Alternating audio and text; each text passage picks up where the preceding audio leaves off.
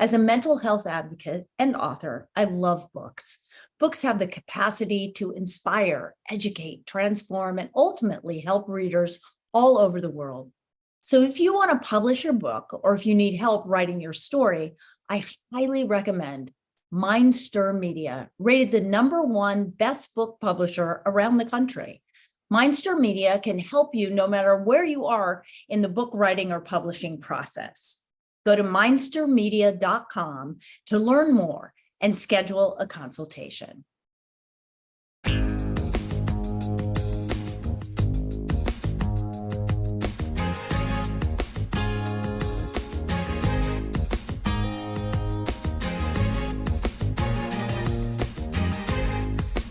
Out Comes the Sun with Mariel Hemingway and Melissa Yamaguchi.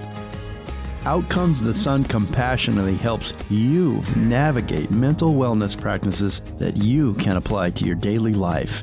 And we tell your story. And now, Mariel Hemingway and Melissa Yamaguchi.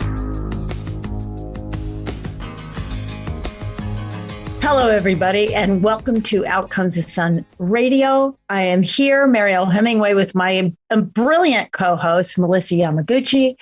And today we always have a great show. We have a wonderful, fun guest that I'm still laughing because we had a lot of fun with her, and you're going to have a lot of fun with her. But before we get to that, let's talk about stuff. Yep. Let's talk a little bit about our healthcare system and like what you've been dealing with your father-in-law, right? Mm-hmm. Yep. It's rough, man.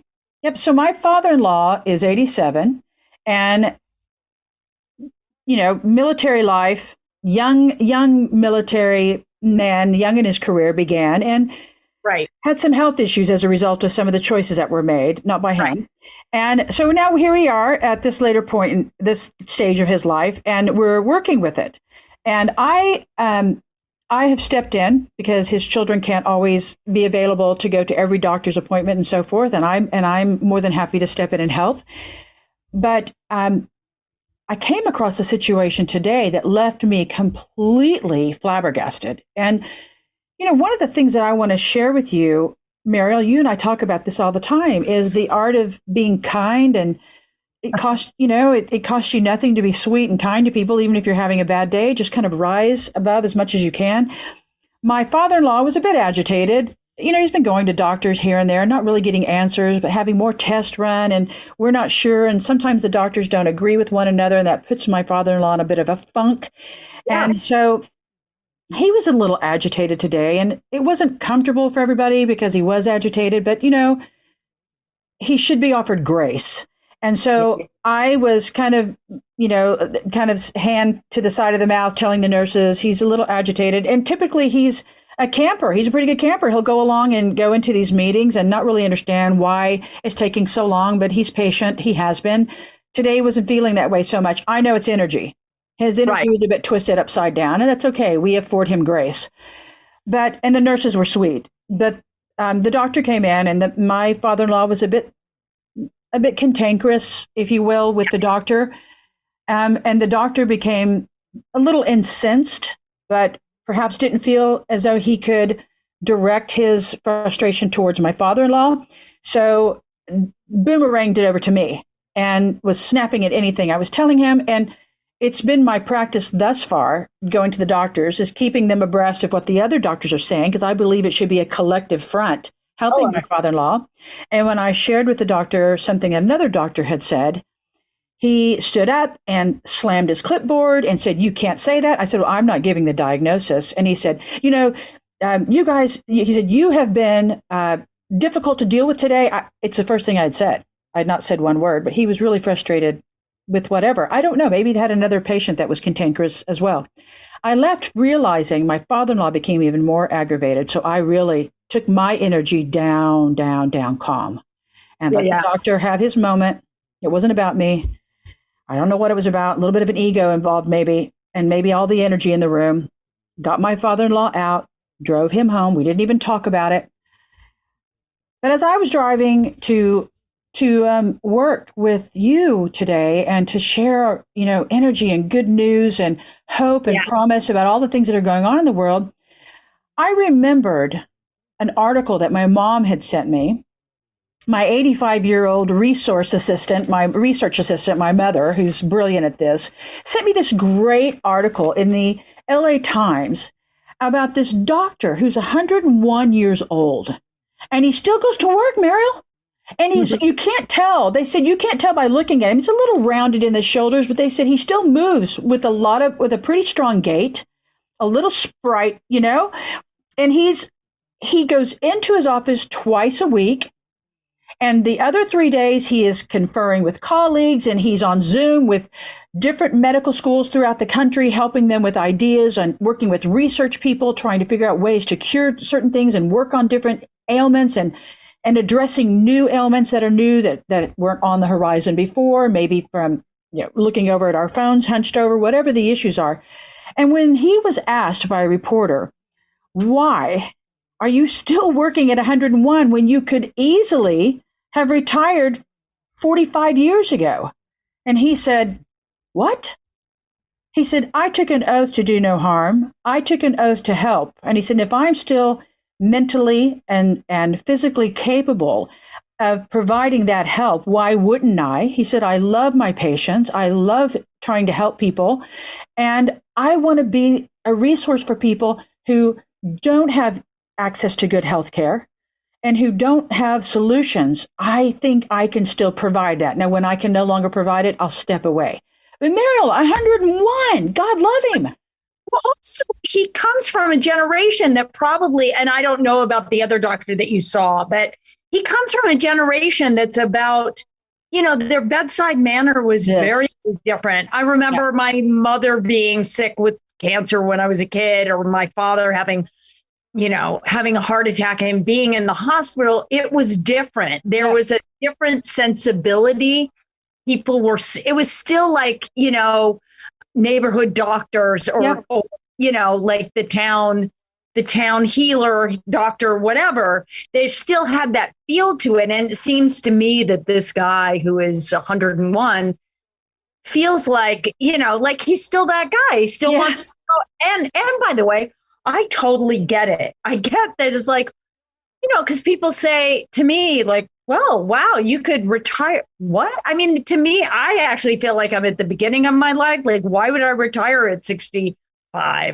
Like, that doesn't make any sense to me. It never has, though. I don't believe in that sort of like rote thing where you go and, you're out of college and then you have a family and then you work and, you pay the mortgage off and you do all this stuff and then you retire. But usually so many people, they get to that age and they're sick because they spent all their time working without passion. I think that has a lot to do with it. It sounds like this man has a passion for what he does. And gosh, I invite everyone to find their passion. I don't care what age you are. Find your passion and do it.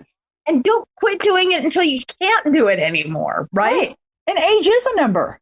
It is a number. I mean, when I was a kid, women were old at 50. Now you got women at 50 going, 50 is a new 20 and whatever. They're throwing it doesn't faze them because they don't see it. Right. But, and to answer you alluded to the age of the doctor that I was grumbling and griping about. 68, 72, somewhere in there. Oh, wow. Not a young camper, but I don't know what took place in his day. I think the point of me wanting to share that, besides, dumping, and so please forgive me for that. But I think when I was driving to work and to meet with you to do this, I was thinking, God, remember that guy that was 101 and the joy he had in doing what he does? I mean, there's 100-year-olds. Again, I guess it's attitude too. It is, man. He just has a different way of starting his day, a different way of looking at life, right? So it sounds like the other doctor goes to work. It's work. Right. It's heavy. It's work. And those damn patients who don't appreciate me. Who knows what his story is, right? He's got his story. Something's going on. We all got stories. He's not appreciating him. Yep. And, but all that said, you're a professional. It reminds me of when I was working in film a lot. I still do, but when other actors would show up and they would act like, quote unquote stars, and they would be pissy about things and demanding about things. And I thought to myself, that has a lot to do with their story too. What insecurity is that trying to fill? But at the end of the day, it was way easier to be nice and smile and be a part of the crew and say thank you. And boy, does work go better when everybody feels included and and not like I'm the expert and you don't know what you're talking about. It's kind of like, sure, it gets annoying because I'm sure people are like, I looked on the public's hard. Yeah. I looked on and this, and it must be frustrating, but not everybody. But you got to come into each room as though it's new. It's not That's exactly right. What you just left, or the person who thought they were an expert, or your wife who called you on the phone and told you something. You got to reassess. And I'm not just talking about doctors. You've got to kind of think about. And if we're even thinking about like the nowist, right? Being present, if you're present, you can let go of what just happened. You can let go of those stories that were, and then to do whatever you do with passion and presence. Wow. That to me is what the key is. It's like, don't show up with your baggage. I don't need your baggage. And being I'm not in the present, give you mine. You don't give me yours. And being in the present is also a form of ikigai, which is capturing the joy and essence of life. And you and I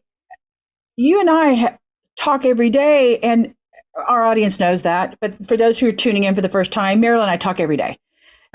Sometimes 12 and 13, 14, 15 times a day if I'm lucky.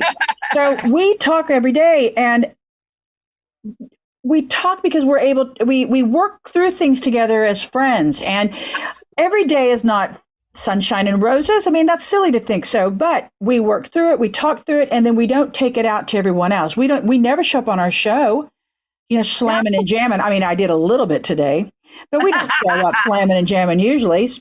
I also think we always try to share things that you, as the audience who are listening, are probably dealing with in their own life. We try to share things like, oh, I went to the market today, saying, whatever. And this is what I came across, and whoa, it blew my mind. Or the homeless are outside my house. And these are issues, these are issues in the community. I think that we all deal with them. It's like being aware of how you're dealing with it. Like I could be grumpy every day about the homeless, or I can just think, oh wait, I got to remember that they have a story. There it might be mental illness, it might be this, that, and the you just have to go in. Today is a new day. Yep.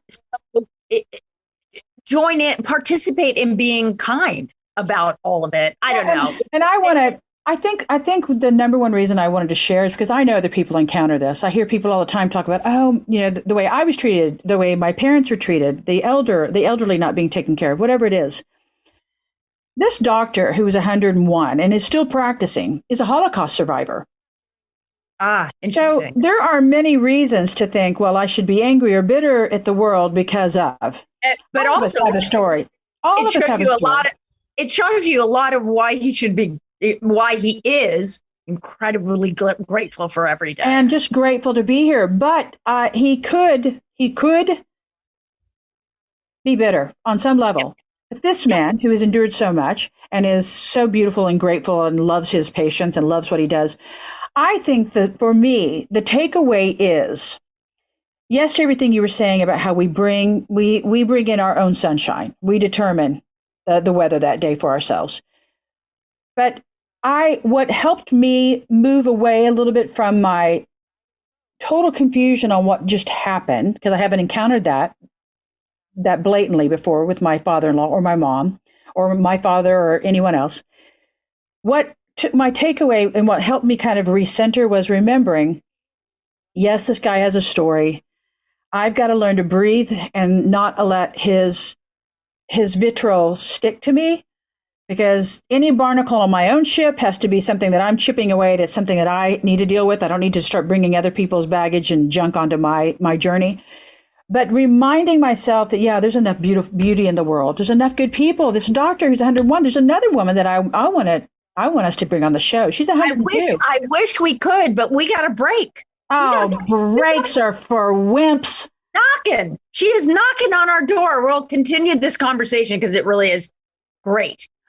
You're listening to Out Comes the Sun Radio, and Melissa Yamaguchi and myself, Mariel Hemingway, will be right back. Welcome back, everybody. You're listening to Out Comes the Sun Radio with Melissa Yamaguchi, my wonderful co-host, and myself, Mariel Hemingway. And we have such a fun, amazing guest whom I got to meet not that long ago at a crazy event called a Pupathon. Anyway, we'll go into that probably during our interview. Regardless of that, her name is Dedee Pfeiffer, and she's an amazing human being. She comes from truly humble beginnings. Dedee, her brother Rick, and her sisters Lori and Michelle Pfeiffer, whom you might know, grew up in Midway City, California, as the children of a heating and air conditioning contractor and a homemaker. Dedee Pfeiffer landed her first movie role in John Landis's film Into the Night, and her first television role in the series Simon and Simon. She went on to star opposite Grace Jones in the horror cult classic called Vamp, and was in such films as the cult classic Falling Down with Michael Douglas, such a great film, and in the award-winning film L.A., I Hate You. Dedee was cast on Cybil as Cybil Shepherd's daughter, Rachel. Cybil went on to earn nearly 36 awards and nominations, picking up 3 Primetime Emmy Awards on the Golden Globe Award-winning television series, musical or comedy. Dedee and the rest of the cast were nominated for a Screen Actors Guild Award for outstanding performance by an ensemble in a comedy series. Dedee went on to star in the series For Your Love and guest starred in several of the most iconic shows on television, including Seinfeld, Friends, and 2 CSI series and ER. Okay, you just did too much work. In 2020, she began starring as Denise Brisbane in the ABC crime drama called Big Sky, created by her brother-in-law, David E. Kelley, super talented guy. I have a little history with him. And although Dedee has officially made it a long time ago in Hollywood as an actor, what she may be most proud of is making it in life in her recent recovery, which I honor you there. My friend Dedee Pfeiffer is our very, very special guest today on Out Comes the Sun. So welcome, Dedee. Thank you for that intro. Wow, I'm exhausted. Are you? I'm exhausted. You've done too much. You're too cool, and whatever. So let me ask you something. I actually want to ask you about something kind of something that I relate to, because Dedee, this show is really has a lot to do with mental health, right? And so, I come from a family of addiction, suicide, mental illness, blah, blah, blah. The story goes on. And I bet, kind of like me, maybe even more so, you've gotten a million questions and suggestions that somehow your challenges in life are because of your older sister, Michelle Pfeiffer, that all of your life has been it's under this bubble of well, it must be because of, and I've gotten that, so I completely understand. They called it the Hemingway curse. I come from all these suicides in my family, so everybody wants to think, you've been worried your whole life. And by the way, I was worried a great deal of my life because of that. But I'm sure it's kind of frustrating to think, oh my gosh, I'm only valued because of my older sister and her rise or fall or whatever it is in her life, and all of a sudden I validate myself based on somebody else. Do you have any thoughts on that? I'm so glad you brought that up, and it's a beautiful question. Thank you for that. Well, it's funny. I was asked here we go, to be the keynote speaker at the Betty Ford 40th anniversary of their organization. I didn't even get sober at Betty Ford. I was sober at a little rehab in Hollywood. But this is what sobriety looks like. This is what recovery looks like. This is why I'm recovering out loud. And by the way, addiction and mental health, they go hand in hand. I always say trauma and addiction, they love to tango. Long story short, when they asked me to be a keynote speaker, I had no idea how to talk in front of 1,000 people or what. It felt like 1,000 people. Anyways, in my keynote speak, I wrote a letter to my dad, is what I did, who also went to the light. I don't believe in death, with his disease of alcoholism. And in there, I bring up my sister. I bring up, if I was Michelle Pfeiffer's sister, I'd drink too. And I said, as if my sister has anything to do with my being an addict. What? That makes no sense. But I can see how they would go there, or I would think that I'm less than because of her, because she is amazing. Oh my God, beautiful, talented, successful, married, children. She's got a lot going on. She's also a human being. People don't see that side of that. But you're right. It's like you have the Hemingway. I got the Pfeiffer name. And Shell's all like mysterious. So a lot of people project their narrative all into that silence as if ... They have not a clue that she's goofy, that she's a little nerdy, that she's funny as hell, that she's one of the most compassionate, sweetest women. And she and my other sister and my brother were hugely instrumental in my recovery. Oh, my God. So I can see how people do that. So that's one thing I have the opportunity to do, is to say that, yes, internal family systems, meaning that people around you have everything to do with your mental health and or your addiction and other things, because you're a unit, right? In your environment, it's biopsychosocial. But is she the reason why I drank too much? No, not at all. As a matter of fact, she's literally there on the flip side to really help me in any way she can. Being a normie, she has no addiction, nor is my other sister or brother. Wow. But the mental health part, girl, my father was, an addict. Like I said, he left the earth. He left his earth body from cancer, but he certainly left with his disease. That was never, he just couldn't drink in the hospital. Okay. That was just the bottom line. So he did not get sober. He was forced. Yeah. But my mom had shock treatments in the 50s. For mental health issues, which really, at the end of the day, when I was in college, I did research on what happened because she was still with us at the time. Wow. It was just good old-fashioned postpartum. But back then in the 50s, they didn't know what that was like. She just looked like she was nuts. She couldn't stop crying. She had my sister Shell. So 2 kids, so why was she crying? Handsome husband, the whole thing.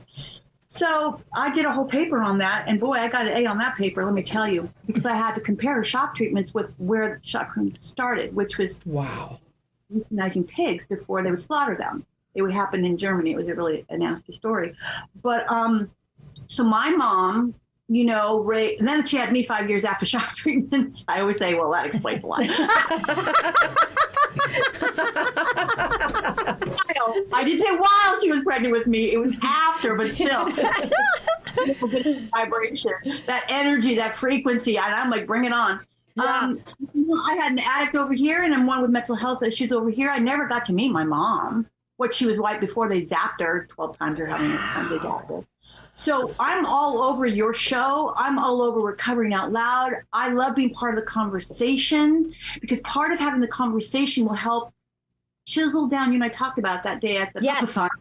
It helps chisel down a little of the social stigma, which then helps reduce the shame. Mm-hmm. Absolutely. Well, you're so brave to do your recovery out loud, as you say, because it's really important for people to realize that it's. I just did a movie in Arkansas about a country western singer. It's not a true story, but he has alcohol problems because he's self-medicating a pain that he couldn't get over the loss of a brother, blah blah blah. But these stories are real, and these stories help other people to realize we're all human. We all may have a famous sister or a famous this or a famous that, or we may come from, a man who sold air conditioning or whatever it is, right? It's all part of our journey, and we need to be brave enough to just say it because we're all so interconnected in this story. You're absolutely right. Since I've gotten sober, one of the beautiful things I call it is a rebirth. Yeah. And I believe that when people are able to also lean into their mental health issues, whatever that might be for them, and there are some that are far more serious than others, but when we lean into it, when we're running from it, that's actually when you're going to get in trouble. Here's the ironic part. When we run from those things that scare us, it's how actually you can end up leaving your body way too soon, right? You're not going to ever die from leaning into it and saying, I need help. Right. And for a generation, that was weak. If you couldn't deal with it yourself, you were weak. If you cried, you were weak, Right. So I have to redo all that old narrative and stuff. And I know people from my generation, we have that issue where it's like, I'm not saying you run around crying all day long. I'm not saying that. I mean, my God, people are so extremes. How about somewhere in the middle? Right. It's not like you're in the corner bawling, you can't go to work, or it doesn't hurt. Right.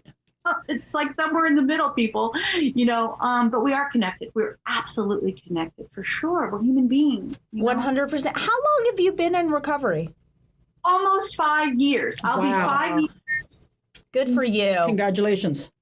Thank you. This next month, let me tell you, I went through the pandemic, and when I first got out, my 2 teenage boys were a little, they were so happy and proud, but they were also teenagers, and I jumped in their lane because that's what you kind of do. At least I did.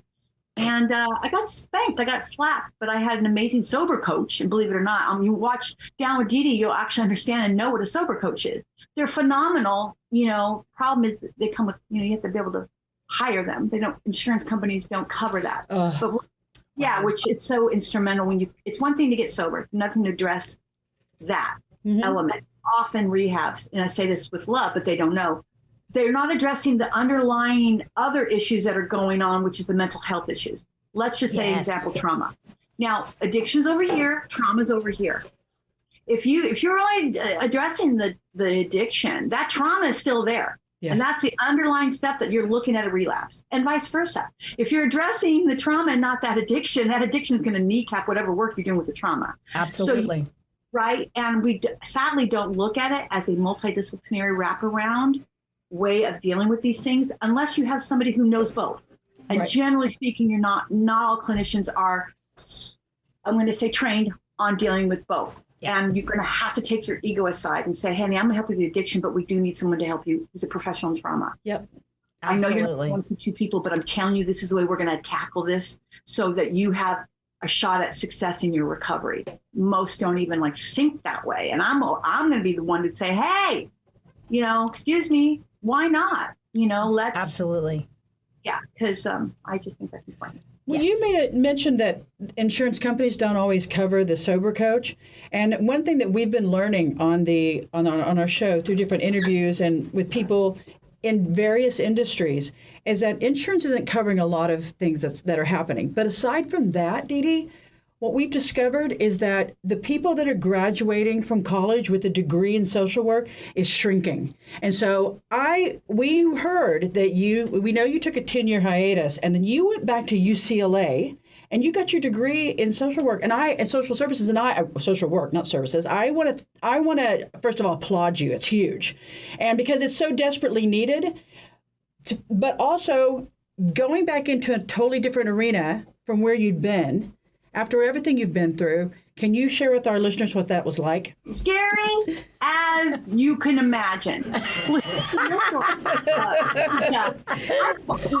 graduated high school in 82. Now, Mariel, were you even born, baby? Probably not. Anyway. I'm older than you. I'm 69. I'm 61. Winner! Okay, because I had work done. If that's natural, we're going to have to talk off camera. What vitamins are you taking? Because I need a bunch of those. What the truth of it is I graduated in 82, so with barely a high school education, if you really want to go there. So when I decided what was that? I graduated in 2020. So when I decided to go to college, I literally just walked up the driveway of a community college and went in and said, hey, hi, I want to get a degree and I want to help people. I thought it would take like a year. I had no idea what the heck I was even doing. And I walked in there. I said, "Hi, my name's Dedee, and I want to help people." And the guy goes, "You look familiar." I'm like, "Yeah." Anyways, so I help people. And he's like, "Well, what degree do you want?" And I said, "I don't know. You tell me." He goes, "Man, that's not the way it works. You tell me what you get to this little thing called Nuggetsi." And I said, "Well, I just want to help people." And he goes, "Well, are you talking a psych degree?" I said, "Sure, why not? Let's start there." That's how it started. So first he goes, "When did you graduate?" I said, 82. He goes, "Oh, Lord." So they and they realized I didn't know anything about algebra. Are you kidding me? When they told me to write a paragraph about something, I wrote 5 pages, no periods, no capitals. I went off. Oh, I was opinionated to no end, but I had no idea what a thesis statement. I didn't know what anything was. And I asked them, "This is a typo." They said, "What do you mean, ma'am?" This is like 2 plus X equals 14. I said, "Excuse me, this is a typo." They said, "Where's the typo?" I said, "The X." "Why is there X?" And they said, "Oh, no, it's called algebra, Ms. Pfeiffer, algebra." I went, "Right." They're like, "Just answer the question, just fill in a bubble." And sure enough, they were like, wow. So I had prerequisites after prerequisites just to get to the AA in the community college degree, which took me 4 years. And I had 2 kids in tow, dragging them with me into tutoring with a fever. I get fine, And then I was able to get to CSUN and got my bachelor's of psych. And from there, I took a turn and decided social work was more of the degree I wanted because it was more diverse than a psych degree. It was biopsychosocial, macro, meso, and micro. So the degree is extremely layered. And I did not ever work with children because I was way too much of a pitbull. I would get arrested. So I worked with the older population, homelessness and mental health, and of course, an addiction. So I took a year off. In my 2-year UCLA degree, I took 3 years to take a year off to get sober. It was at that point I hit my wall and went, "Wait a minute, I can't pretend anymore that there's not a problem here." Mm-hmm. And then I was graduating in 2020 when David, my brother-in-law, texted me saying, "Hey, are you still acting?" But what's so funny, and he then offered me Denise on Big Sky. But let me tell you what happened. I truly believe because of my sobriety and taking that year off, not knowing, having a clue what was going to happen. I just knew I had to do the next indicated action, just keep one foot in front of the other and believe in the process, which is something you can't touch, and have faith, which faith works best in the dark, in a process that you can't touch. Talk about giving up all power and ego and all of that stuff and say, somehow this will work itself out. I don't know, but I know that the way I was going, I wasn't going to make it, Right. And so I took a year off and I literally only worked on my sobriety and then went back to college to finish my last year. And that's when David said, "Hey." So at that point I knew, okay, I'm not a clinician. I'm not one-on-one. I'm terrible with that. But I didn't know how to merge my, at that point, almost 30-year acting career and my followers in with my education and my learned experience. I wanted to blend them together and help people on a larger scale. Yeah. Didn't know how that was going to happen. Bam, Big Sky gave me that opportunity, which is why I'm sitting here today. Wow. And now I'm going to blend them together. I'm going to use that platform to help more people than I ever could one-on-one. Well, that's amazing. That's so cool. Go ahead, Melissa. No, I just think it's very smart. It's really smart. It is. It's incredibly smart. Do you want to ask? Go ahead. No, you go ahead. I should stop this conversation. We've never been in the same room. Just so everybody who's listening, we're like this is the first time we've ever been in the actual same room it's like together. The Brady Bunch. I keep looking like, oh my gosh, what are you doing? Okay, good. I screw up more because you're here. I don't know. I'm so excited. Anyway, little like this, her little face peeks into Well, you took that time off. So let me ask you, did you feel as though before you hit, did you hit rock bottom? Was there like some sort of rock bottom that you hit before you went into recovery?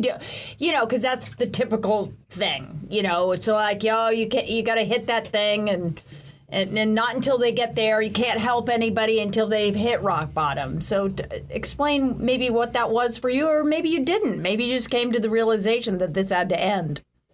Mariel, that's a really good point because I get asked that a lot. What was your bottom? And my answer is always the same. Which bottom? Yeah.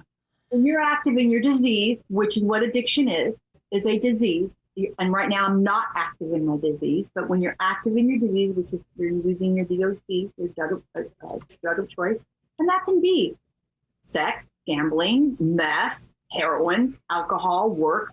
When you're using something to an extent where it's affecting life in a negative way, addiction could be it or not. I don't know. I'm not going to make an assessment on this podcast, but that's certainly something to look at. You have to ask yourself, when your heart is a problem. You might be high active or I call them high functioning, which is what I was. But I knew there was something going on. But again, that shame riddled me to no end to ask for help. I kept thinking I was a loser. Why can't I stop? Why can't I be like my sisters and brothers and everybody else? Why is it I stare at that half of glass of wine sitting across the table and she's not finishing it? Why aren't you finishing that? What is wrong with you? Everybody I know in my world, we finished all of that, and I'll drink everybody else's around the table. When you're not, listen, this is a happy hour. We don't want to be unhappy and leave any alcohol behind. They're like, oh, it's funny. I'm like, no, I have a fucking, excuse me. Oh. It's okay. We'll bleep you. Or you're going to be bleeping me like crazy. That's why my podcast, I'm like, oh, drop that F-bomb. I'm going to do it before you anyways. So, it's interesting. So bottoms, let's talk about that. For me, it was multiple bottoms. But for whatever reason, at that time, honestly, the way it felt was I was exhausted from hiding. I was exhausted from feeling like a failure. I was exhausted from saying, wow, I can get A's in college, raise my kids on my own, make sure they make their soccer, their taekwondo, do all of these things, but I cannot seem to harness this, what I used to call the dragon, WD City, it's a dragon it feels like trying to train a dragon, a wild dragon, which is the name of my internal alcoholic, which is WD City. WD, believe it or not, stands for wild dragon, and I got sober in my 50s. City. WD City is the name of my addict inside who likes to come out and go, hey, D, you were going through a bad time. You just had one. WD City, what are you saying? She did it. You better listen to that little voice when you start to undo all your work. When you start to rewind that work, stop, pull that car over and throw that you-know-what back in the trunk of your car and get behind the wheel. Because I don't know about you, but my WD City, she don't know how to drive.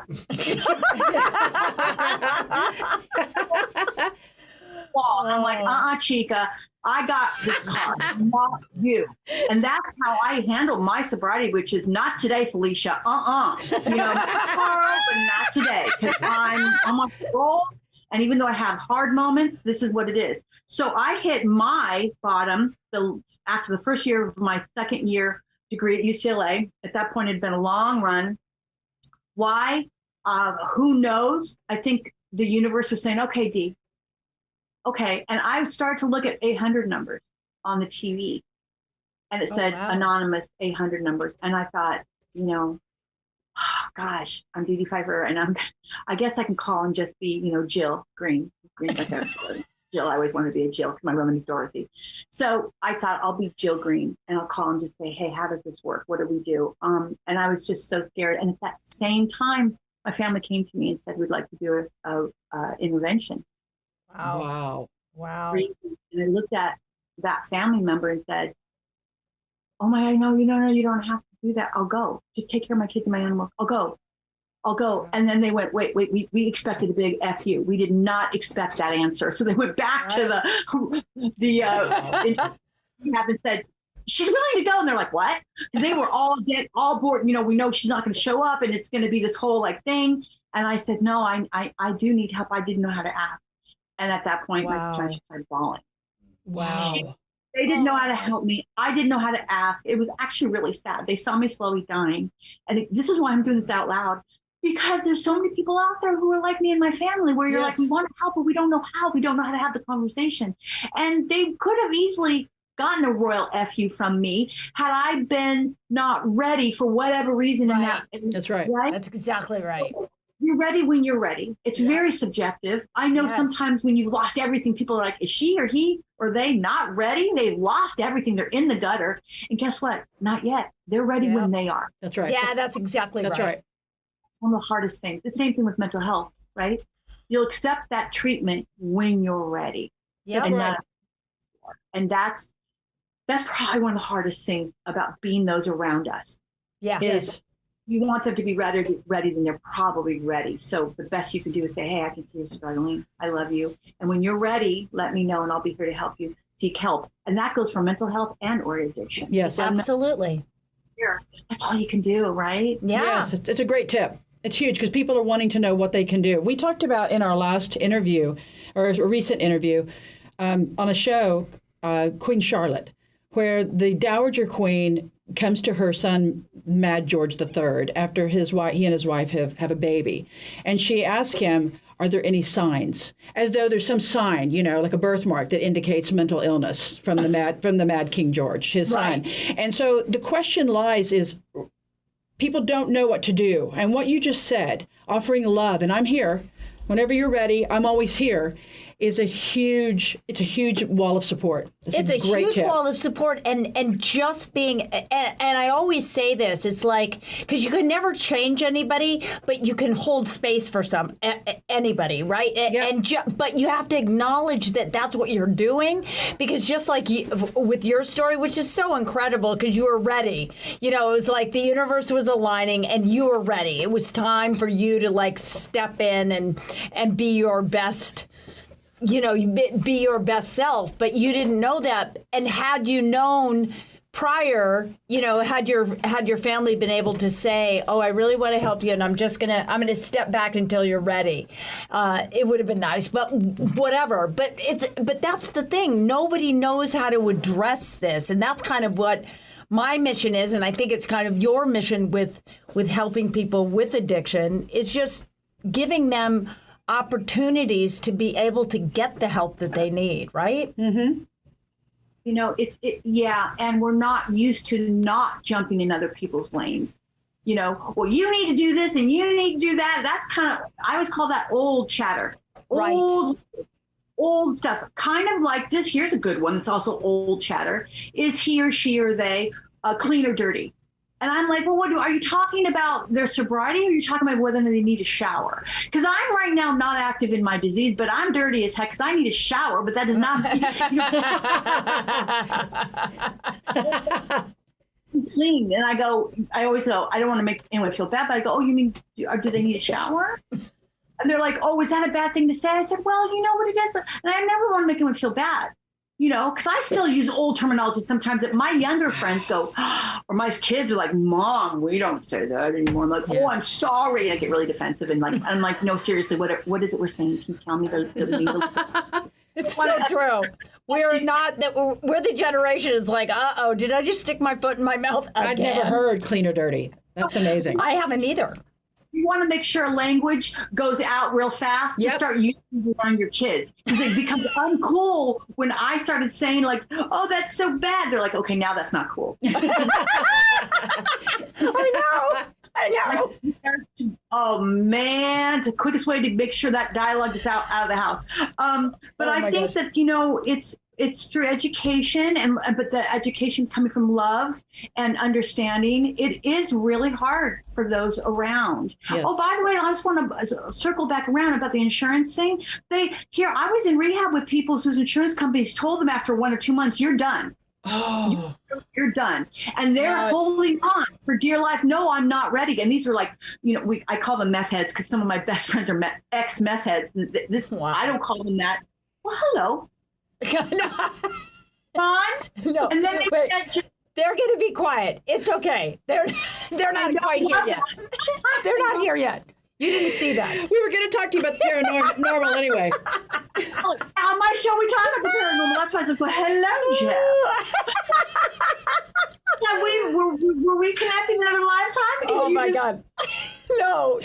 We just, sorry about that. Anyway, we are running out of time. We got to have you back. We got to have you back because Please you have so many important things to share, and your story is just so human and so real, and I love you, and I just wish I was in the same room with you so we could give you a big old hug.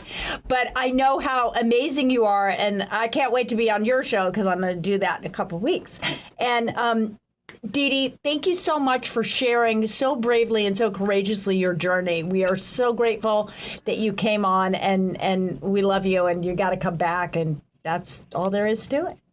Yeah, this is what life's about right here with you guys. Thank you so much for giving me this beautiful opportunity. You're very the best. welcome. You're the best. And stay where you are. You're listening to Out Comes the Sun podcast radio show. We will be back with an energy tip from Melissa Yamaguchi.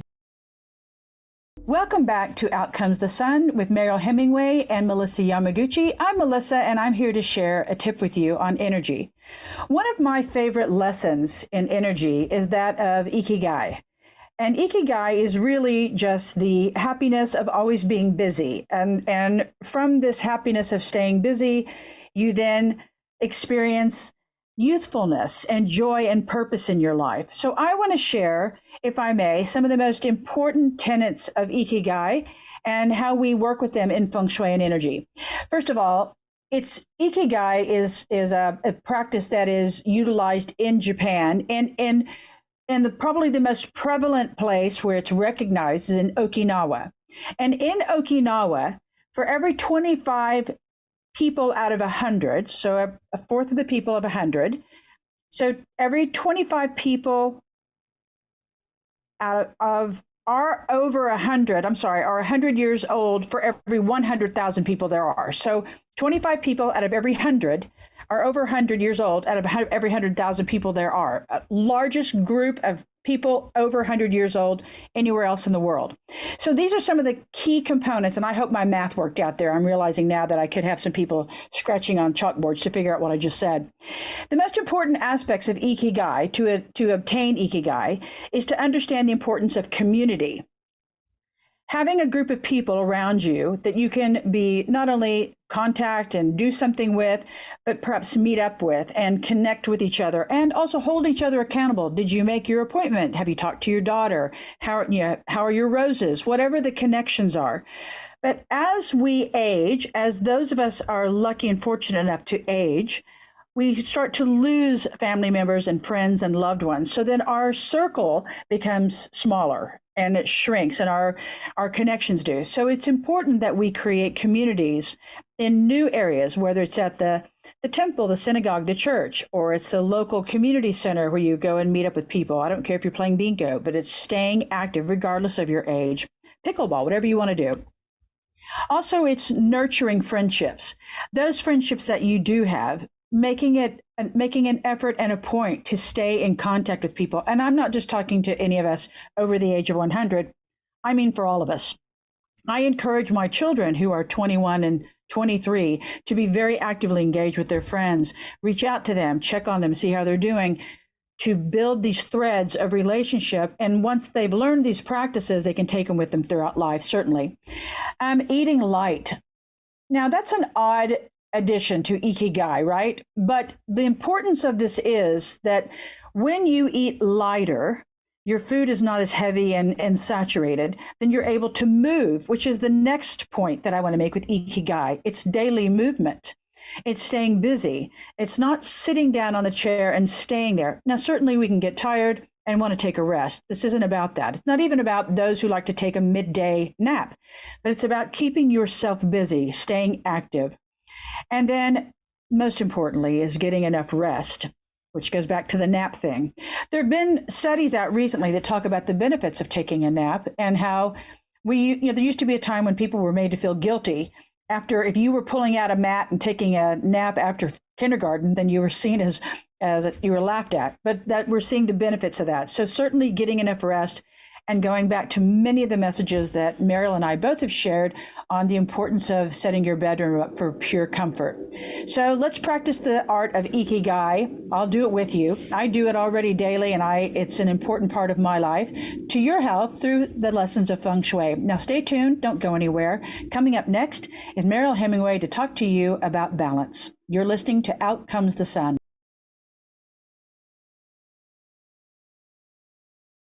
So everybody, you're listening to Out Comes the Sun Radio. And, there's just not enough time for my balance today because I'm a little rickety-rackety and I'm falling over. No, I'm just kidding. I'm just going to remind you really quick balance tip. get out there, get some sunshine whenever you can. When it comes out, because I know it's been foggy in Southern California, if you can get a moment in the sun, just do it, because it's one of the best things you can do. On that note, we're going to close out today. We've had such a great time. We love being here with you. And, we're going to see you again soon.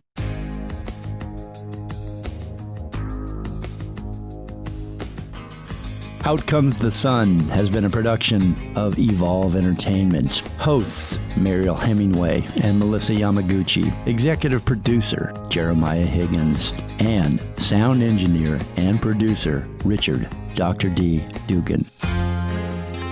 Thank you for listening.